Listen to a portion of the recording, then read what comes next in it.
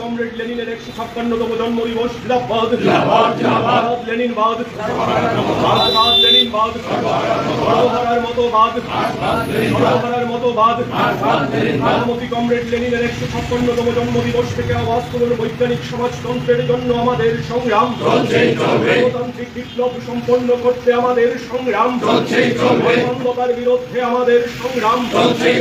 বেশিবাদ কায়েমের চক্রান্তের বিরুদ্ধে আমাদের সংগ্রাম। ইনকিলাব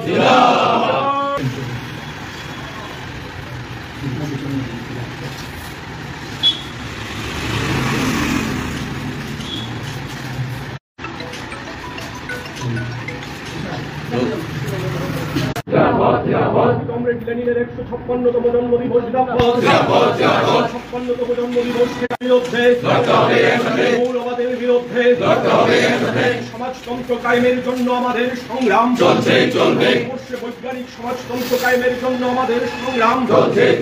বিবাদ উচ্ছেদের জন্য আমাদের সংগ্রাম চলছে। আজ 22শে এপ্রিল। আজকের এই দিনে আজ থেকে 155 বছর বয়সে, এই বছর আগে ভ্লাদিমির ইলিচ লেনিন তিনি জন্মগ্রহণ করেছেন। সারা পৃথিবী ভ্লাদিমির ইলিচ লেনিনকে শুধু একজন রাষ্ট্রনেতা, একজন বিপ্লবী হিসেবে চেনেন না, তিনি পৃথিবীর বুকে প্রথম বৈজ্ঞানিক সমাজতন্ত্র প্রতিষ্ঠার মহানায়ক।